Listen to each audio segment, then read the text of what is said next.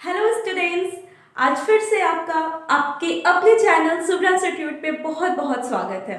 मैं ऋचा वर्मा आपके अपने यूट्यूब चैनल पे बायोलॉजी के सेट 3 को आज फिर से लेके आई हूँ। जैसा कि मैंने आपको इससे पहले वाले वीडियो में बताया था कि बहुत जल्द हम सेट 3 को भी लाएंगे आपके बीच में, तो आप लोगों के बीच में आज मैं सेट 3 को सॉल्व करने जा रही हूँ। उससे पहले आज मैं फिर से आप लोगों से काइंडली रिक्वेस्ट करती हूँ कि हमारे सुब्रा इंस्टीट्यूट चतरा के चैनल को आप ज़्यादा से ज़्यादा लाइक करें, शेयर करें, सब्सक्राइब करें और अपने फ्रेंड्स के साथ शेयर तो ऑब्वियसली करें। ओके, तो चलिए आज हम लोग सेट 3 को सॉल्व करते हैं। तो आइए हमारे साथ वीडियो पे बने रहिए और हम लोग आज क्वेश्चन सेट 3 को सॉल्व करते हैं। ठीक है, आप जान रहे हैं कि हमारा ये जो क्वेश्चन का पैटर्न है वो जैक से रिलेटेड है। ओके, और हमारा जो सेशन है, इससे पहले वाले वीडियो में भी मैंने आपको बताया था 2021 टू 22, और ये सब्जेक्ट बायोलॉजी, और ये जो क्वेश्चन सेट 3 है वो बायोलॉजी क्लास 11 को हम लोग सॉल्व करने जा रहे हैं। जैसे पहले वाले वीडियो में भी मैंने पहले बताया था कि जो टोटल क्वेश्चंस होंगे वो 35 होंगे और टोटल मार्क्स भी 35 ही होंगे, और समय कितना होगा, 1.5 घंटा का। हम लोग थोड़ा सा आज ब्रीफली नहीं, शॉर्टली इंस्ट्रक्शंस को देख लेते हैं। ठीक है, इंस्ट्रक्शन कहता है कि सभी प्रश्नों को हम लोगों को देना है, यानी उत्तर अनिवार्य है, नेसेसरी है, एक भी क्वेश्चन स्किप नहीं करना है। सेकंड में कहता है टोटल क्वेश्चन के नंबर 35 होंगे और प्रत्येक क्वेश्चन के लिए आपको 1 मार्क्स ही दिए जाएंगे। ठीक है, और सारे ऑप्शनल में आपको पता ही है कि आज तक या कोई भी क्वेश्चन पैटर्न में 4 ऑप्शंस होते हैं, तो आपके आने वाले एग्जाम में भी 4 ही विकल्प दिए जाएंगे। और अगर आप किसी कारणवश आप कोई भी तरह के क्वेश्चन को अगर गलत करते हैं तो आपको उस पर कोई भी मार्क नहीं काटे जाएंगे, यानी कि आप जो क्वेश्चन सॉल्व कर रहे हैं उसकी मार्क कटेगी और दूसरे क्वेश्चन पे आपकी नेगेटिव मार्किंग नहीं होगी। ठीक है, तो चलिए आज हम लोग क्वेश्चन सेट 3 को सॉल्व करते हैं। आइए, क्वेश्चन नंबर 1 कहता है which one of the following is not included in 5 kingdom classification. कह रहा है कि which one of the following is not included in 5 kingdom system of classification। हम लोगों ने 5 किंगडम क्लासिफिकेशन में देखा था प्लांटे एनिमेलिया, ये तो बेसिक चीज थे ही, साथ ही साथ हम लोगों ने 5 किंगडम में मोनेरा, प्रोटिस्टा, ठीक है, इन सभी चीजों को देखा था, और साथ ही साथ हम लोगों ने क्या देखा था, फंजाई को भी देखा था।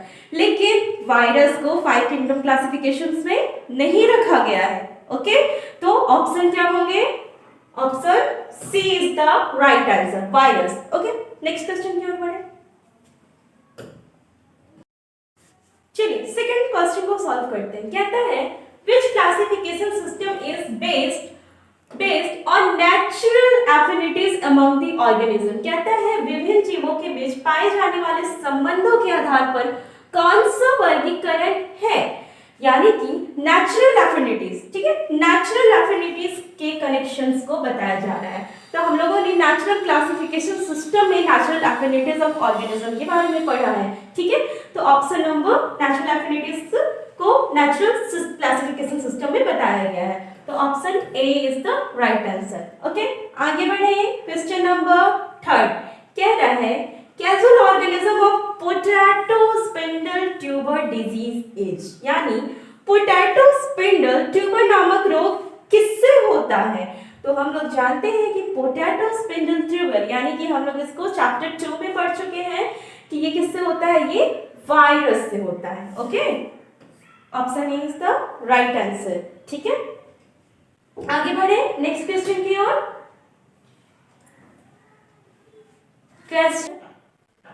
चलिए नेक्स्ट क्वेश्चन की ओर बढ़ते हैं। क्वेश्चन नंबर 4 कहता है रिड्यूस्ड मेल गैमेटोफाइट, ठीक है, reduced male gametophyte in plants is called, न्यूनीकृत नर युग्मकोट भिद्ध को क्या कहा जाता है। ठीक है, भिद्ध को क्या कहा जाता है, reduced male gametophyte in plants is called. तो हम लोग जानते हैं सेड स्पर्म, ये हमारे प्लांट से रिलेटेड, स्पर्म हमारे प्लांट से रिलेटेड नहीं है, जबकि हम जानते हैं कि मेल गैमेट्स को दर्शाता है, सेल को दर्शाता है। लेकिन अगर हम प्लांट के बारे में बात करें तो मेल गैमेटोफाइट प्रोडक्शन का जो काम करता है वो पॉलन करता है। ठीक है, तो option C is the right answer.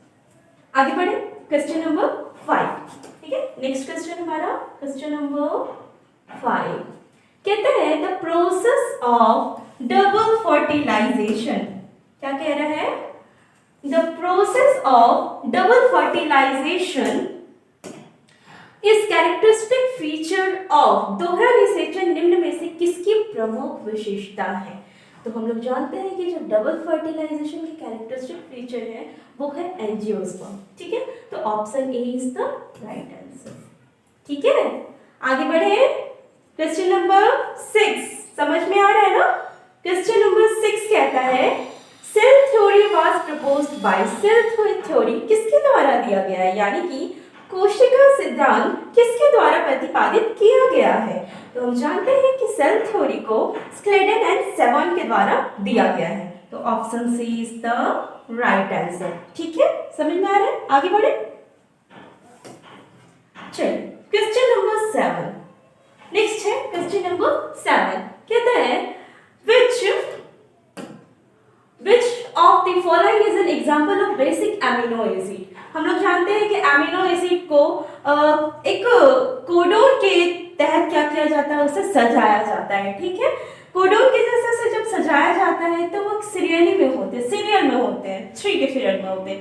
लेकिन यहाँ पे बात कर रहे हैं कि निम्न में से कौन सा एमिनो अम्ल क्षारीय प्रकृति का है, यानी वो बेसिक एमिनो एसिड है। तो लाइसिन, ठीक है, लाइसिन जो एमिनो एसिड है वो बेसिक प्रकृति का है, बेसिक यानी क्षारीय प्रकृति का है, ठीक है। तो option B is the right answer, ठीक है।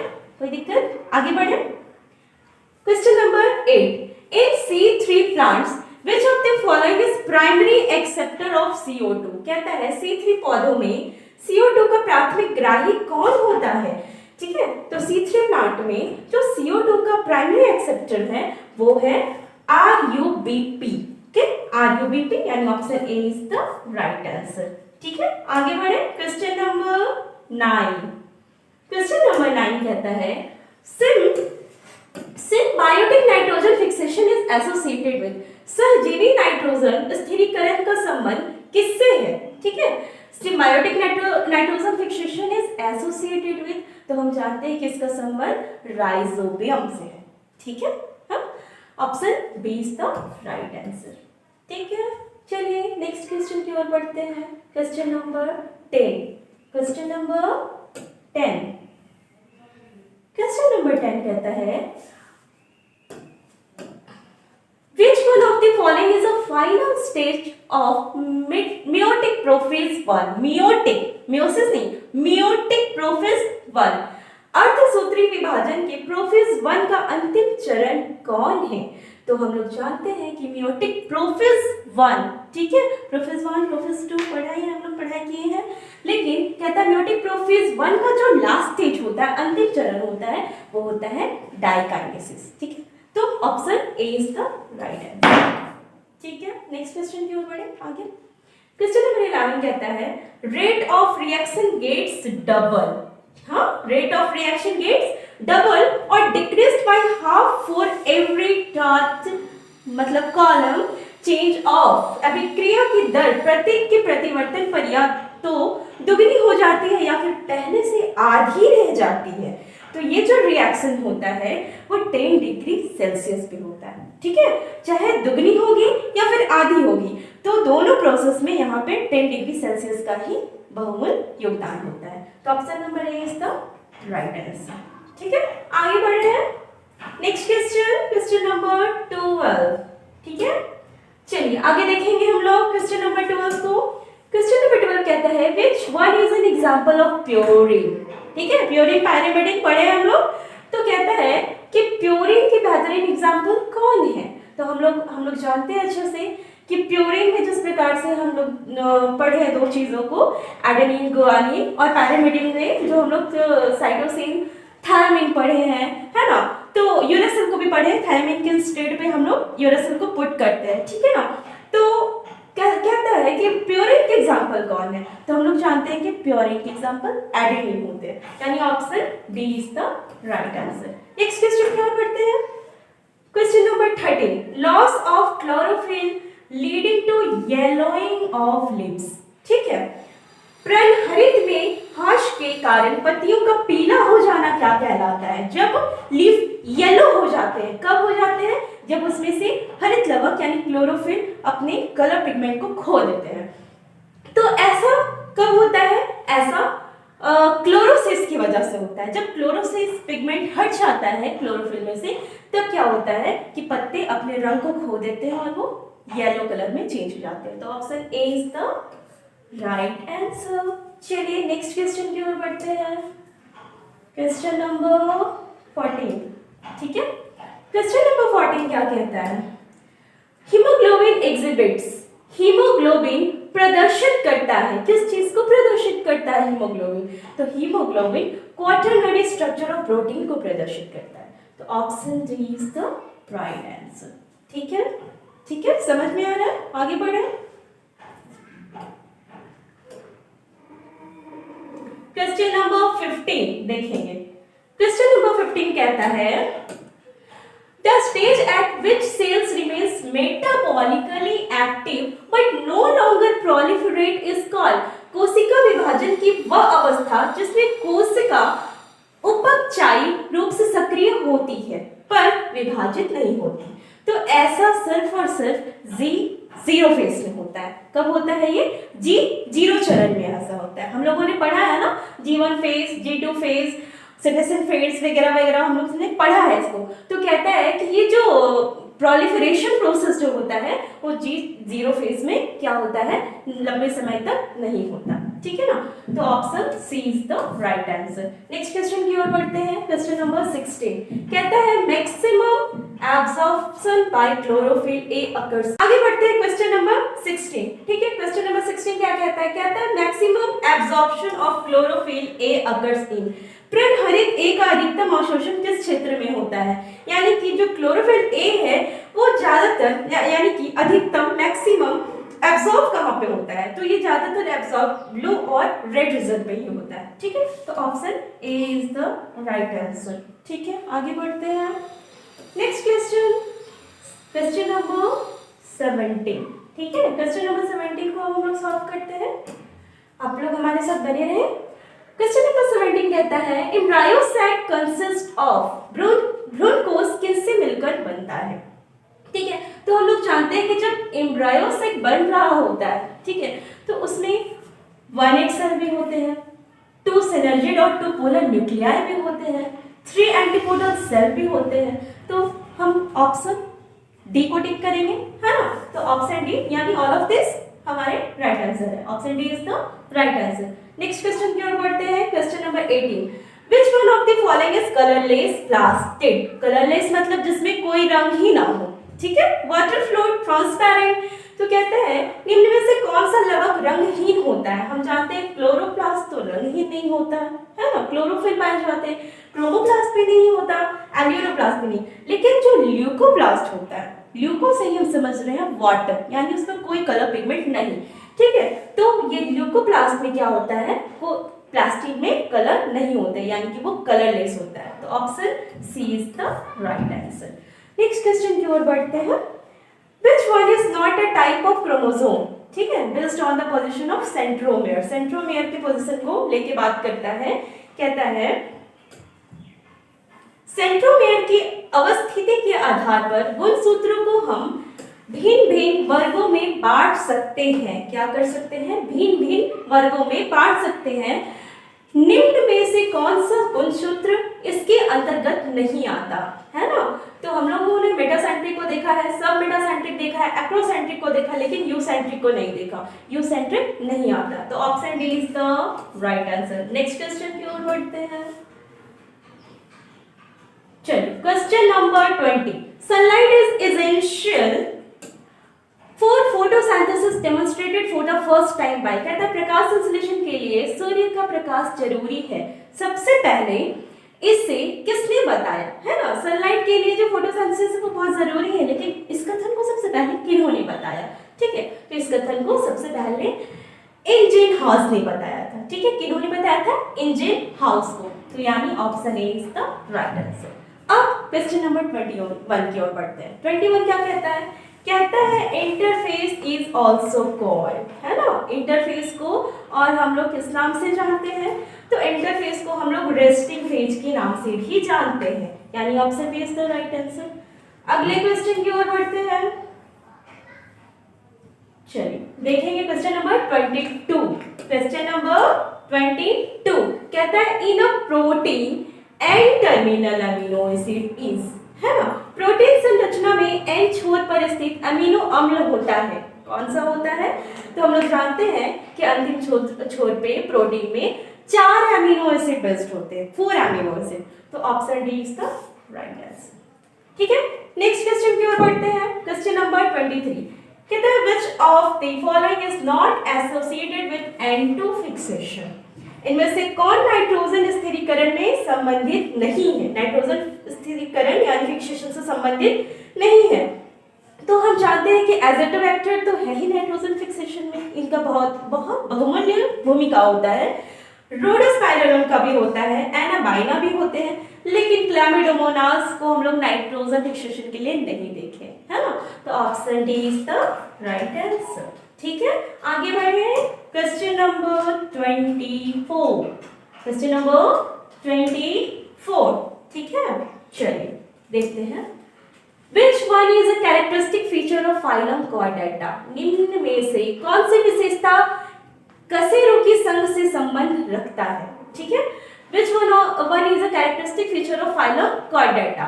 तो हम लोग जानते हैं प्रेजेंस ऑफ नोटोकॉर्ड भी रखता है फाइलम कॉर्डेटा से संबंध, presence of dorsal nerve code भी रखता है, पेयर्ड फेरेंजियल गिल स्लिट्स भी होते हैं। तो क्या होगा, ऑप्शन डी, यानी ये सारे ऑल ऑफ दिस, तो option D is the right answer. Next question की ओर बढ़ते हैं। ओके, आइए। क्वेश्चन नंबर 25 कहता है members of Porifera are commonly known as, यानी कि पॉलीफेरा के संघ के सदस्य सामान्य रूप से कहलाते हैं, क्या कहलाते हैं, हम लोग जानते हैं पॉलीफेरा के मेंबर को स्पॉन्ज कहते हैं, है ना। हम लोगों ने देखा है पढ़ाई के क्रम में, स्पॉन्ज पॉलीफेरा के मेंबर होते हैं, तो option A is the right answer. ठीक है ना, समझ में आ रहा है। अब आगे बढ़ते हैं क्वेश्चन नंबर, बताइए आप सब बताइए कौन सा क्वेश्चन होगा, क्वेश्चन नंबर 26, है ना। चलिए क्वेश्चन नंबर 26 को सॉल्व करते हैं। Symbiotic association between algae and fungi is called, है ना। शैवाल और कवक, एल्गी को कवक कहते हैं, काई कहते हैं, ठीक है। कहता है शैवाल और कवक के सहजीवी संबंध को कहते हैं, क्या कहते हैं, तो हम लोगों ने देखा है कि सिम्बायोटिक एसोसिएशन बिटवीन एल्गी और फंजाई को लाइकेंस कहते हैं, ठीक है, सही है, option B is the right answer. 27 On the basis of shape, which one of the following is not a category of bacteria? आकृति के आधार पर निम्न में से कौन जीवाणु का एक वर्ग नहीं है, जीवाणु का एक वर्ग नहीं है, बैक्टीरिया का कैटेगरी नहीं है, ठीक है। तो उसमें से कहता है बैक्टीरिया की कैटेगरी कौन नहीं। जब हम लोग पढ़ रहे थे बैक्टीरिया के बारे में, टाइप्स ऑफ बैक्टीरिया, है ना, तो हम लोगों ने देखा था शेप में हमने देखा था कोकस भी होते हैं ना, स्पाइरलम भी देखा था हम लोगों ने, बैसिलस भी देखा था, ठीक है ना। लेकिन कोन शेप्ड के बैक्टीरिया को हमने नहीं देखा था, है ना, कोन शेप्ड को हम लोगों ने नहीं पढ़ा था। तो क्या होगा, ये उसके एक कैटेगरी में से नहीं है, कौन, कोन शेप्ड, तो option C is the right answer. आगे बढ़े, क्वेश्चन नंबर 28 कहता है phylogenetic system of classification is based on, जातीय वृत्तीय वर्गीकरण तंत्र किस पर आधारित है ना। तो ये इवोल्यूशन को तो बताता है, इवोल्यूशनरी रिलेशनशिप को तो ये बताता ही है, लेकिन जो मेन इसका क्लासिफिकेशन जो बेस्ट है, यानी कि इसके वर्गीकरण तंत्र जिस पे आधारित है वो नेचुरल एफिनिटीज पे बेस्ड है ना। रिसेंटली हम लोगों ने इस चीज को पढ़ा है चैप्टर 3 में, ओके। चैप्टर 3 जब हम लोग पढ़ रहे थे नेचुरल सिस्टम, है ना, और आर्टिफिशियल सिस्टम और फाइलोजेनेटिक सिस्टम जब पढ़ रहे थे, तो फाइलोजेनेटिक सिस्टम में ही मैंने आपको बताया है कि फाइलोजेनेटिक सिस्टम जो है वो बेस्ड होते हैं नेचुरल एफिनिटीज पे, ठीक है। तो क्या होगा, option number B is the right answer. अब आगे बढ़ते हैं नेक्स्ट क्वेश्चन की ओर। क्वेश्चन नंबर 29 कहता है protein coat of virus is called, यानी वायरस के ऊपर जो प्रोटीन कोट चढ़े होते हैं, प्रोटीन की परत चढ़े होते हैं, उसको क्या कहते हैं। तो उसको कैप्सिड कहते हैं। स्ट्रक्चर्स भी बताए गए थे, है ना। जो कैप्सिड के स्ट्रक्चर होते हैं, सिलेंड्रिकल स्ट्रक्चर, है ना, तो वो क्या होते हैं, एक प्रकार के वो प्रोटीन कोट है जो वायरस के ऊपर उसको कोटिंग किया जाता है। तो option D is the right answer. ठीक है, आगे बढ़े नेक्स्ट क्वेश्चन की ओर। Question number 30। Okay, fusion of two nuclei is called. दो केंद्रकों का संलयन क्या कहलाता है ना। जब आपस में दो न्यूक्लियाई फ्यूज करते हैं तो उसे हम क्या कहते हैं, तो उसे हम क्या कहते हैं, karyogamy. Okay, option B is the right answer. चलिए क्वेश्चन नंबर 31, अंतिम पड़ाव की ओर बढ़ रहे हैं हम लोग। 31 क्वेश्चन क्या कहता है, 31 कहता है natural system of classification is given by, है ना। कहते हैं प्राकृतिक वर्गीकरण तंत्र किनके द्वारा दिया गया है ना। यहाँ पे नेचुरल क्लासिफिकेशन सिस्टम के बारे में बात किया जा रहा है। ठीक है, तो natural classification system Bentham and Hooker साहब के द्वारा दिया गया है। ठीक है, Bentham and Hooker. Next question की ओर बढ़ते हैं। क्वेश्चन नंबर 32 आई कहता है all prokaryotic organism were group together under the kingdom, यानी सभी प्रोकैरियोटिक जीवधारी जो है वो किस जगत में उनको रखा गया है। ठीक है, तो सारे जो ऑल प्रोकैरियोटिक ऑर्गेनिज्म है उनको एक ग्रुप में रखा गया है, उस ग्रुप का नाम है क्या, किंगडम मोनेरा। ठीक है, तो option A is the right answer. ठीक है, आगे बढ़ते हैं। क्वेश्चन नंबर 33, चलिए देखेंगे क्वेश्चन नंबर 33 क्या कहता है। Which one of the following molecule forms the reaction center in LHC? निम्नलिखित में से कौन सा अनुप्रकाश संग्रहण तंतु जाल की अभिक्रिया केंद्र को बनाता है? क्या बनाता है, रिएक्शन सेंटर को बनाता है ना। रिएक्शन सेंटर को बनाने वाला जो LHC है, LHC मॉलिक्यूल है, वो है chlorophyll A. Option A is the right answer. Question number 34 क्या कहता है, in PS1 the reaction centre has an absorption peak at. ठीक है, PS1 PS2 के बारे में हम लोगों ने पढ़ा है, यहाँ पे PS1 के रिएक्शन सेंटर के बारे में बात किया जा रहा है। कहता है in PS1 the reaction centre has an absorption peak at. तो ये जो फोटोसिस्टम 1 के अंतर्गत अभिक्रिया केंद्र का अवशोषण शीर्ष है, वो जो पिक लेवल है वो है 700 nm। Okay, 700 nm। Option B is the right answer. ठीक है, एनम नैनोमीटर जानते हैं आप सब। ओके, चलिए अब लास्ट क्वेश्चन की ओर बढ़ते हैं। ठीक है, लास्ट क्वेश्चन क्या कहता है, question number 35 the fixation of CO2 into a stable organic intermediate is called। Carbon dioxide का स्थिर कार्बनिक मध्यस्थ में परिवर्तन क्या कहलाता है। तो हम जानते हैं कि जब CO2 का फिक्सेशन हो रहा होता है और अगर वो एक स्टेबल ऑर्गेनिक इंटरमीडिएट फेज में जब होते हैं तो उस फेज में वो कार्बोजाइलेशन कर रहा होता है। क्या कर रहा होता है, कार्बोजाइलेशन। तो option C is the right answer. ठीक है, तो आज हमने क्वेश्चन सेट 3 को सॉल्व कर लिया। ठीक है, अब 3 तक अभी तक तो हमारे क्वेश्चन पैटर्न जैक के द्वारा आ चुके हैं, लेकिन हमारा जो आगे भी आने वाला सेट होगा तो हम लोग अपने नेक्स्ट वीडियो में भी उसे अपलोड जरूर करेंगे। ठीक है, तो आप इन सारे क्वेश्चन को अच्छे से सॉल्व करें, है ना। ये आपके एग्जाम बेसिस पे बहुत ही इंपॉर्टेंट है स्टूडेंट्स। अब लास्ट में मैं फिर से आप लोगों से रिक्वेस्ट करूंगी, सुब्रा इंस्टीट्यूट चतरा को आप ज़्यादा से ज़्यादा लाइक करें, शेयर करें, है ना, और इस चैनल को आप सब्सक्राइब करें एंड कीप वॉचिंग।